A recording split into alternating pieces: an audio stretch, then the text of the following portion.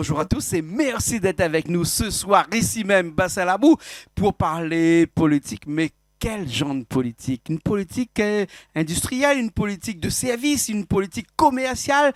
Je veux parler de les élections de la Chambre de commerce et d'industrie de La Réunion. Et pour m'en parler, pour discuter, j'ai quelqu'un avec moi. Il s'appelle Rico Vinbaille.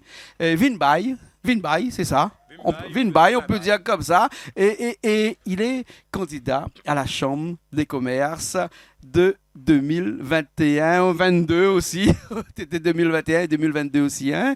Merci bien d'être avec nous ce soir. Hein? Ça nous fait plaisir de vous recevoir. On va parler ce soir. On a 16 minutes, entre 16 et 18 minutes pour parler un petit peu de votre candidature, hein, de ce qui vous a poussé à faire ces élections-là, encore une fois.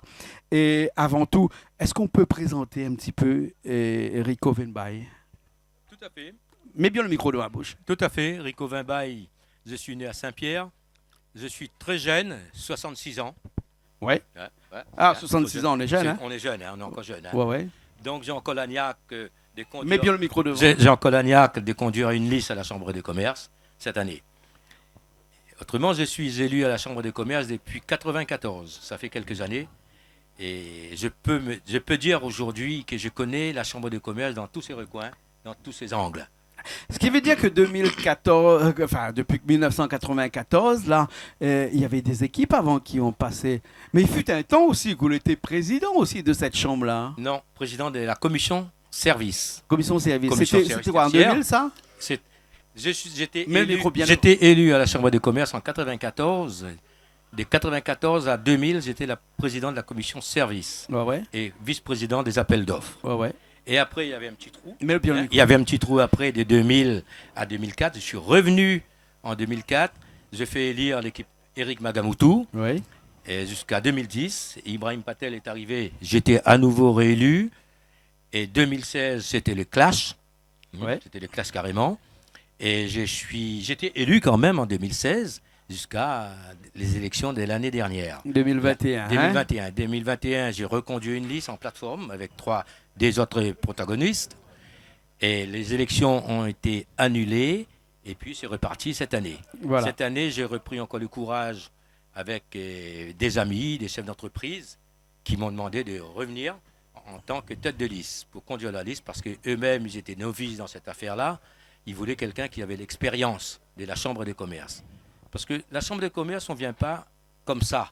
Hein, on vient vendre comme un vendeur de pistaches. Il faut connaître c'est quoi la Chambre de commerce. Il y a beaucoup de ressortissants. Il y a 52 000 ressortissants à la Chambre des commerces. Divisé en trois parties, bien sûr. Hein, le commerce, l'industrie et les services. Justement, il y a 22 000 ressortissants entreprises dans le secteur tertiaire, les services, et 20 000 et quelques... 20 000 dans le commerce et 10 000 dans l'industrie. C'est quoi la Chambre des commerces? Il y a beaucoup de chefs d'entreprise et même beaucoup de gens qui ignorent c'est quoi la Chambre des commerces. La Chambre des commerces, ils croyaient c'est une association de loi 1901 ou c'est un groupement de syndicats ou une coopérative. Non. La Chambre des commerces, c'est un régime présidentiel. Cela veut dire un État dans l'État. Vous voyez ce que ça veut dire, la différence? La Chambre de commerce, c'est un petit État dans l'État français. Comme quand on dit, la France dit, on a des ressortissants emprisonnés ou je ne sais quoi en Afrique, c'est un ressortissant français. Donc nous, on est pareil. Et le régime présidentiel, quand on passe des projets, on présente des projets, il y a l'Assemblée, il y a les commissions qui gèrent, qui votent pour les projets. À la suite de ça, il y a l'Assemblée générale qui vote ces projets. Et si le président ne veut pas, il ne signe pas. D'accord. Et si l'Assemblée générale approuve le projet, n'approuve pas le projet, mais le président il prend son stylo, il signe. D'accord. Rico Vinbaille, candidat à ces élections 2022 la Chambre des commerces et d'industrie de la Réunion, hein, CCIR. Hein. Des fois, j'ai l'impression qu'il manque quelque chose à l'intérieur de tout ça. Hein. Il manque un S des fois, parce que la Chambre de commerce, on sait bien que c'est pas seulement le commerce et l'industrie, c'est aussi les services. Mais j'ai pas trouvé le S dans la CCIR. Justement. On se pose la question, mais peut-être qu'un jour ou l'autre, si par exemple Rico Vimbaille est président, on va peut-être changer un petit peu les choses. On va rajouter un S à CCIR. Tout à fait. Tout à fait. Mais laissons ça de côté parce que ça ne va pas apporter grand-chose à notre débat aujourd'hui. Moi, j'ai envie de parler de ces choses qui ont fait de Rico Vimbaille ce qu'il est aujourd'hui. Hein, des idées avant les hommes. Ça a fait Rico Vimbaille. Des idées avant les hommes. C'est-à-dire que pour toi, les hommes, c'est vraiment... ça passe dans un second plan. C'est les idées. Les idées d'abord. C'est les idées d'abord. Mais justement, je te réponds là-dessus, Jean-Claude. On a tendance toujours, quand on lance un projet, parce que c'est monsieur un tel ou madame un tel, on nomme le nom de la personne, mais sans parler des idées. Alors, on doit porter les idées d'abord, mais par qui? En seconde position. C'est ça, l'année dernière, on s'est bagarré là-dessus. On ramène les idées, mais ce n'est pas les hommes. On est les idées, pas les hommes. D'accord. Et en parlant d'idées, hein, c'est quoi les idées de Rico Vimbaille pour ces élections? Aujourd'hui, les idées de Rico Vimbaille pour cette élection, ce n'est pas uniquement mes idées à moi, parce qu'on a une équipe de 24 candidats. On a préféré les présenter dans le collège industrie et services. On a laissé tomber les commerces, parce qu'on voulait se concentrer sur ces deux collèges. En se concentrant sur ces deux collèges, si on gagne les deux collèges, on a la majorité, on a la présidence, on a la chambre de commerce en main. Quand on parle de ces deux collèges, c'est lesquels? L'industrie, commerce? L'industrie et services. Ça fait déjà... Et pourquoi pas le commerce? Parce que on croit que peut-être que le commerce est destiné à d'autres candidats qui ont un petit peu plus de... Non, pas la question. On n'a pas sous-estimé les commerces non plus. Ça veut dire... Plus on voit grand, on s'éparpille et on s'y perd. Et on ne pouvait pas se concentrer vraiment sur notre objectif. D'accord. On a présenté les services et l'industrie. C'est le plus gros d'employeurs à La Réunion d'ailleurs. D'accord. L'industrie, 10 000 entreprises à La Réunion et le commerce à peu près 20 000. Le commerce à peu près 20 000. Le service à peu près 22 000. Donc ce qui fait 32 000 sur ces 40 000... sur 40 000 électeurs. 52 000 électeurs. 52 000 électeurs. Et pourquoi? Maintenant, à partir de là, on a dit, pourquoi, comme dit Créole, pourquoi barrer la mer? Essayer d'aller simple, mais efficacement. Avec deux collèges, ça nous faisait 25 candidats. Si on gagnait deux collèges, donc automatiquement, on a une majorité relative. Et s'il nous manque quelques candidats, on a besoin que 21 pour avoir la majorité absolue. Voilà. Et pour tout ça, Rico Vimbaille, pour tout ça, vous avez des engagements. Oui. Il y a un engagement qui commence sur votre profession de foi, on va dire. Profession de foi, il est là, hein, moi je l'ai devant moi, qui commence par des conditions de travail.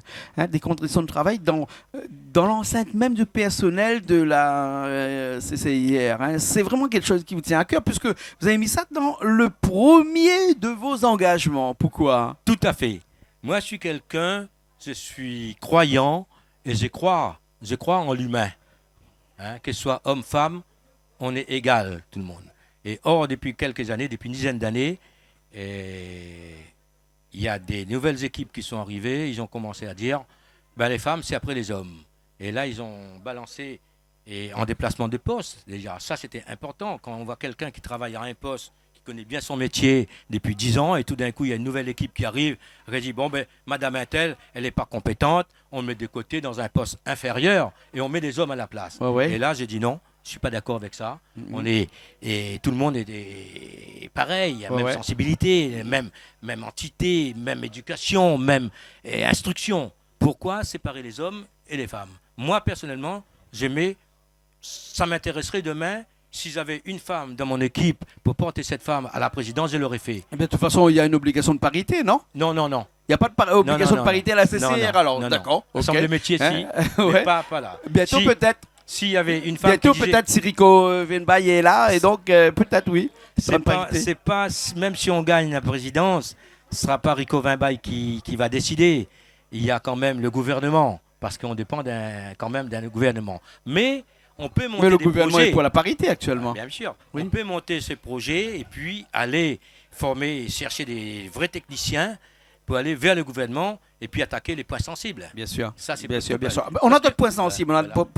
Un autre point sensible, là, parce que le temps avance, il faut que nous aussi on avance. tout à fait. Sur l'aéroport de Gilo, hein, le Roland-Garros, hein, vaut mieux appeler ça comme ça. Hein, là aussi, il y a des gros problèmes et il faut vraiment que la Chambre de commerce se réapproprie de cet aéroport-là. Tout à fait. Parce que la Chambre de commerce était le plus gros créateur d'emplois à La Réunion. Avec l'aéroport, le port, la formation et même les sièges de Saint-Denis, à Saint-Pierre et dans l'Est, etc. Mais depuis 2004, tout ça, ça s'est dégringolé au profit de telle ou personne, tel groupement, etc. Et on a oublié le point essentiel.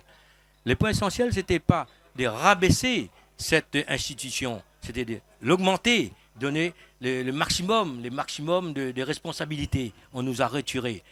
C'est qu'on ne nous a pas retiré. C'est qu'on a laissé partir. On a donné, par exemple, quand Éric Magamuto est arrivé, et il a vendu l'aéroport. Pour lui, non. Et c'était une manne financière importante à la Chambre des commerces. Moi, je peux vous dire, j'ai siégé 4 ans et 6 ans avec le président Roland, hein, l'ex-directeur de l'ASPI Batignolles. Et croyez-moi, c'est véridique. Je pense que quand vous allez passer l'émission, il va écouter.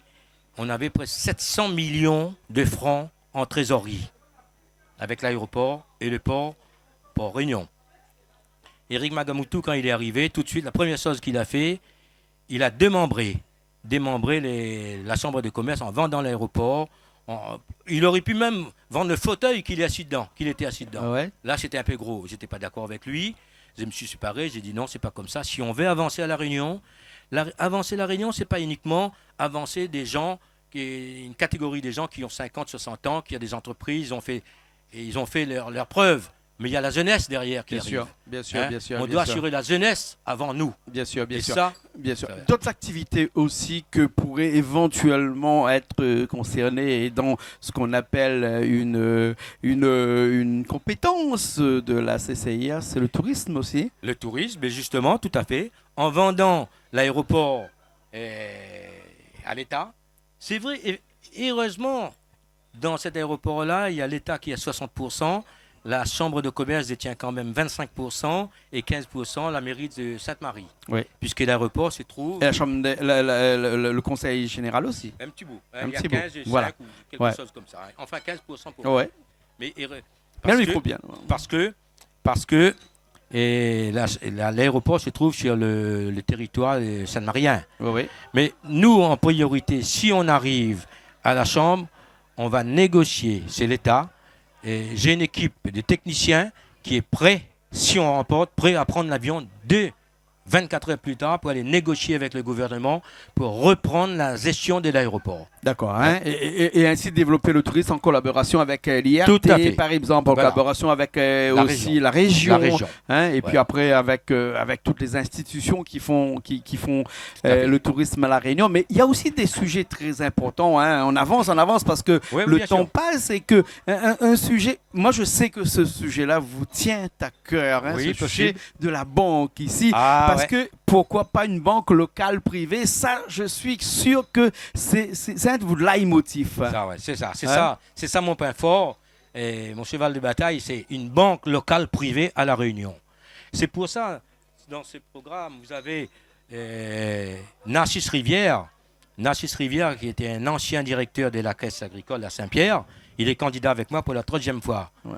Et c'est lui qui va prendre en main ce dossier. Et si nous arrivions à la Chambre de commerce, nous aurons, je ne dirais pas dans 5 mois ou 6 mois, mais dans 1 an minimum, on aura notre banque privée locale pour aider les entreprises. Parce qu'aujourd'hui, il n'y a plus de banque à La Réunion. C'est un système informatique, il n'y a plus d'humains. on n'a plus de contact avec. Déjà, essayez d'appeler Y a un plus. conseiller bancaire, vous allez voir. C'est Vous n'en avez l'Internet. pas. Il faut 15 jours, 3 semaines 15 pour jours. avoir un conseiller bancaire. Voilà. Hein, Donc c'est euh, l'Internet. voilà, voilà. Nous, Et- c'est ce qu'on voudrait, avoir une banque de proximité avec les chefs d'entreprise. Les chefs d'entreprise, il a un problème, il faut qu'il vienne voir son banquier, expliquer son problème et le Mais problème. c'est un temps révolu, ça n'existe plus, ça. Bien sûr, mais là- Moi, je suis un chef d'entreprise, j'appelle mon banquier, je lui dis que je veux un rendez-vous avec mon conseiller. Déjà, il y a un conseiller qui change tous les 3 mois. Ah ouais. Et ensuite, il me dit, je ne peux pas vous recevoir, M. Coindin, je vous donne un rendez-vous dans 4 semaines. 4 semaines. Et 4 Et alors, semaines, vous il y a avez de l'eau qui a besoin- coulé sous les ponts, il y a Et qu'à briller quatre- mon salade entre-temps, Ben oui, comme mais- dit Créole. Hein. Mais c'est ça, Comment on c'est- fait pour vivre, nous, avec des banquiers comme ça? Quand on appelle un banquier en urgence, pourquoi? Parce qu'il dit j'ai 50 000 euros de chèque qui doit passer dans 24 heures, est-ce que vous pouvez me couvrir ou pas? Et lui vous donne un délai dans 4 mois, semaines. 4 Ouais. semaines. Mais on a le temps de réserver Bien- votre chèque. bien sûr, Et bien vous sûr, allez bien retrouver sûr, sous ça. le paillasson Ouais. et l'entreprise Ouais. et le personnel. Ouais, mais il faut des Hein? gens comme vous pour essayer de résoudre ce problème qui Mais est, justement, qui est récurrent quand même ici à La Réunion, non? c'est Ouais. pour ça que je suis là ce soir, pour que vous m'accompagniez dans ce combat. Parce que on est 25, c'est pas suffisant. Tous les chefs d'entreprise là-dessus, ils m'ont dit, écoute Rico, vous voulez nous ramener avec vous, on est avec vous. Il y a des gens compétents, il y a des chefs d'entreprise qui sont très très très renommés là-dessus. Ils m'ont suivi, ils ont dit, ok, vous prenez la tête, vous avez du courage, allez-y, nous on vous suit. Et D'accord. on sera partout avec vous. Bon. Rico Vimbaille, on poursuit. On poursuit, c'est quelque chose que vous connaissez bien. C'est votre cœur de métier. C'est votre métier, on va dire. Hein. C'est tout ce qui touche à l'énergie et tout ce qui est, surtout l'énergie renouvelable. Hein. Tout à Ça, fait. c'est vraiment, comme on dit en bon créole, dada, ça. Hein. Quelque chose que vous connaissez bien. L'énergie renouvelable, c'est quelque chose que vous voulez absolument favoriser si demain, ou le président de la CCIR. Tout à fait. Mais avant d'en arriver là, j'étais à Paris. J'étais à Paris, j'étais directeur technique chez Mazda France à Neuilly-sur-Seine. Et après, je ne vous dis pas, je ne vais pas tracer qui était client chez moi. Un des présidents de la République était client chez moi. Donc, ça, je garde, je ne vais pas dire. Mais avant ça, j'étais garagiste à Saint-Pierre, la zone industrielle numéro 3 à Saint-Pierre, à côté du marché de Gros. Aujourd'hui, c'est le gros garage qui se trouve à côté le marché de Gros. À la suite de ça, j'ai vendu. J'étais concessionnaire Hyundai à Saint-Pierre. Et à chaque fois, on avait une quarantaine de salariés. Donc ça. Et j'ai vendu ça en 2012. Et je me suis lancé dans l'énergie solaire. J'ai mis la conception d'un système solaire autonome hybride.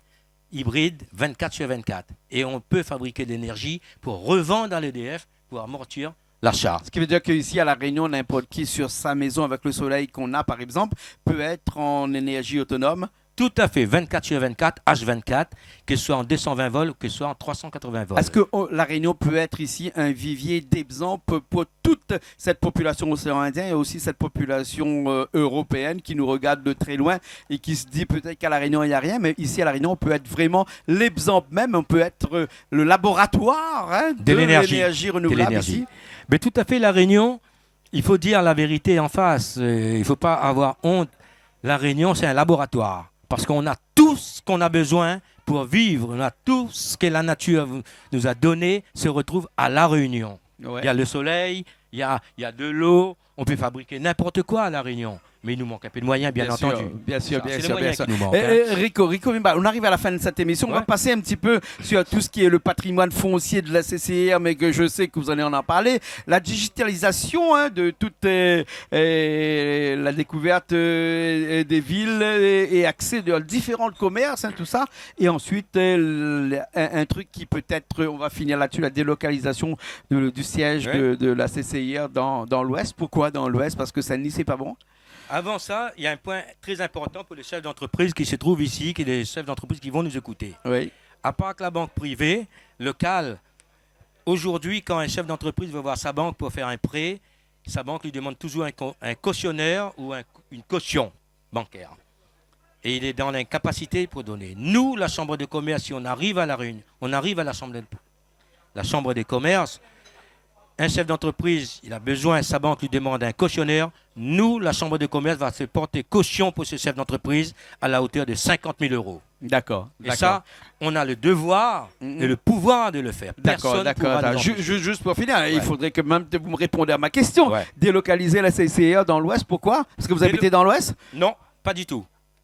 Aujourd'hui, la Chambre de commerce se trouve enclavée, dans une enclave. On est à Saint-Denis, il n'y a pas de parking pour le personnel, il n'y a pas de parking pour les ressortissants, il n'y a rien, on est coincé. Mais maintenant, si on commence à faire quelque chose, soit on le fait bien ou pas du tout. On ne va pas déplacer la Chambre de commerce, mettre à côté pour faire la même chose. Non. Dans l'Ouest, il y a beaucoup de fonciers, que ce soit sur le port ou que ce soit sur le territoire Saint-Paul, la Cambé par exemple.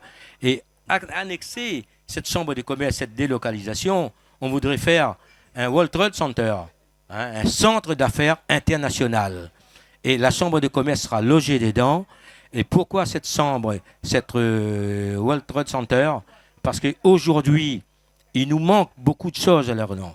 On a besoin, tous les médecins, que ce soit tous les métropolitains, les groupes internationaux, multinationaux, quand ils ont leur congrès à faire, ils vont dans les Caraïbes, ils vont en Afrique, ils vont aux États-Unis, mais jamais ils viennent à La Réunion. Pourquoi? Parce qu'on n'a pas des outils, assez d'outils pour les recevoir ici. Rico Vemba, il faut beaucoup d'argent pour ça. Vous allez trouver où? De l'argent, on trouvera. Si on a une bonne équipe, des travailleurs à la banque et à la chambre de commerce, c'est pas uniquement pour pointer le matin et pour retoucher des cotisations ou je ne sais quoi. Oui, j'ai une équipe qui veut travailler et quand on a une équipe qui veut travailler, on saura où frapper. Quelle porte il faudra. D'accord.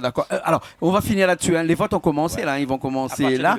Voilà. Et vous pensez quoi de ce vote électronique-là? Mais je pense, moi, le vote électronique, pour moi, c'est innovant. On est obligé de passer par là. Mais malheureusement, il y a toujours eu la fraude à la Chambre des commerces. C'est les facteurs qui vendent les enveloppes des gens.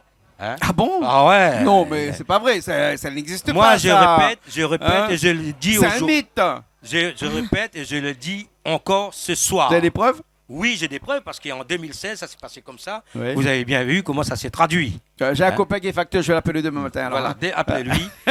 Quand les facteurs récupèrent les enveloppes à la centrale, la poste, avant d'arriver chez vous, il a déjà vendu les enveloppes. D'accord. Alors, il faut que ça cesse. Et j'ai dit haut et fort. Et maintenant, demain matin, s'ils veulent m'attaquer, qu'ils m'attaquent, je suis leur homme pour répondre à tout ça. Il faut des preuves après, parce qu'on ne peut pas accuser les facteurs aujourd'hui et me dire demain que c'est Jean-Claude Coadec qui est le responsable de ça. Non, je ne sais rien. Personne. Un petit coucou à tous les facteurs qui nous regardent, parce qu'ils font du bon boulot aussi. Ils peuvent regarder à partir de ce soir, il faut qu'ils réfléchissent. Quand on leur donne le courrier pour distribuer, ils mettent dans la boîte aux lettres de chaque famille ou chaque chef d'entreprise. Pourquoi il y a des vols dans les boîtes aux lettres aussi?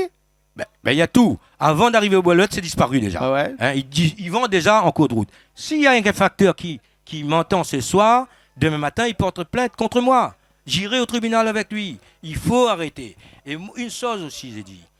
Arrêtons, les chefs d'entreprise, arrêtons de leur donner leurs enveloppes. Il faut qu'ils votent lui-même. On a lancé sur le réseau comment il faut voter. Il y a pour 3 minutes. Il peut voter sur son téléphone, sur son ordinateur. Ça, c'est indiscutablement. Et s'il ne comprend pas, aujourd'hui, tous les chefs d'entreprise, il y a une femme qui sait prendre l'affaire en main, ou les enfants, qui peut dire, écoute, papa, je peux faire le vote. On peut le voter sur un site qui va être dédié pour ça. Et ensuite, le code arrive par la poste. Encore. Malheureusement, au facteur, désolé, l'identification arrive par la poste. L'identification arrive par la poste. Et une fois on a rentré l'identification, et là, tout est rentré, validé, et le code arrive sur le téléphone. Et là, on vote tout de suite. D'accord. Rico Vemba, je ne voudrais pas faire plus que les autres candidats qui sont passés ici en termes de quantité de paroles. Mais juste avant de finir, là, il y a une caméra qui est ici. Je voudrais vraiment que vous vous adressiez à tous ces chefs d'entreprise qui nous regardent là pour leur dire exactement qu'est-ce que vous voulez qu'ils fassent pour que le changement, c'est maintenant, parce que c'est votre... les slogans. Ouais, voilà. Mais justement, moi j'adresse un message aux chefs d'entreprise. Si vous êtes chef d'entreprise, c'est pas pour rien. Parce que vous avez quand même une certaine qualité, une certaine responsabilité. Vous avez la responsabilité déjà de votre entreprise, vous-même, votre famille, et puis toutes les pères de famille qui travaillent chez vous, tous les salariés. À partir de demain, agissez en bon républicain. Vous gagnez votre enveloppe, vous votez vous-même. Ne donnez pas vos enveloppes à quiconque. Ne vendez pas votre âme pour 50 € ou 100 €. Votez, vous êtes un citoyen français. Donc, il faut agir en tant que citoyen français. Si vous faites ça, vous m'écoutez ce soir, mon équipe et moi-même, on sera à la présidence de la Chambre de commerce. Merci Rico Venbay, merci Biko. En tout cas, Rico Venbay. En tout cas, aujourd'hui, c'est demain, comme vous l'avez dit, c'est aujourd'hui, puisque l'émission est diffusée aujourd'hui, 4 mai. Hein, donc là où commence ce vote et ça va se terminer le 17 mai. Vote électronique, bien sûr, hein, mais il y a aussi possibilité où il y a de vos concurrents qui vont aller essayer de récupérer les enveloppes avec les codes à l'intérieur pour essayer de voter tout ça. Est-ce qu'on peut encore, entre guillemets, magouiller encore dans ces élections-là aujourd'hui? Tout à fait. Tout est dans les mains des facteurs, les distributeurs. S'il fait son travail en prenant son coffret ou son sac avec les enveloppes, il emmène directement. Il est payé pour ça, justement. Il n'est pas payé pour vendre le courrier des gens dans la rue. Il est payé pour ramener le courrier chez vous. Chez vous. Vous êtes le maître de votre vote. Ce n'est pas le facteur, c'est personne. Vous êtes responsable parce que sur cette enveloppe est bien écrit Monsieur Jean-Claude Condin, chef d'entreprise, numéro de chirette, etc. Vous ne l'avez pas volé pour avoir ça. Donc, il faut ces facteurs-là, aujourd'hui, se comportent comme des êtres humains et des gens responsables. Voilà ça. Okay. Moi, ce que je peux dire aujourd'hui, j'adresse, le changement, c'est maintenant. Votez pour nous et on va tout changer. Et je n'ai pas froid aux yeux quand je dis ça plusieurs fois, même dans la rue. Je suis prêt à assumer cette responsabilité. S'il faut payer encore une note, je le ferai. Mais je voudrais que ça change. La Réunion est un département français, régi par les mêmes lois. Il n'y a pas de raison, en métropole, ça se passe bien. Et à La Réunion, il y a toujours ce système des fraudes, des vols, des facteurs, des cassages des boîtes aux lettres. Il faut arrêter avec ça, parce que tant qu'on va continuer avec ça, on ne changera pas. D'accord, mais oubliez pas, nous, on est des adultes, on a un certain âge, mais il y a les enfants derrière nous. Il faut donner du bon sens à nos enfants. Bien sûr. Merci beaucoup. On finit sur cette émission. On a des thèmes qu'on n'a pas pu aborder, comme par exemple le soutien à la création d'entreprises, par exemple, ou quelque chose qui me tient à cœur. J'aurais aimé discuter avec vous, qu'on n'a pas pu, mais on le fera peut-être la prochaine fois, c'est-à-dire la réforme de l'octroi de mer, par exemple. Hein. Et ben, en tout cas, bonne chance du 4 au 17 mai pour ces élections de la Chambre de commerce et d'industrie de La Réunion, avec peut-être un petit S pour le service très prochainement. Merci beaucoup. Moi, pareillement, je vous remercie de m'avoir invité ici ce soir devant tous ces gens-là. Ça me fait chaud au cœur. Mais si vous voulez rester jusqu'à 5 h du matin pour continuer le débat, je suis votre homme. Le débat continue sur Internet, sur www.canalaustral.tv. Bien sûr, nous, on se retrouve la semaine prochaine dans de nouvelles émissions, toujours aussi passionnantes, que ce soit politique, culturelle, musique, cuisine, sur Canal Austral, bien entendu. Allez, à la semaine prochaine.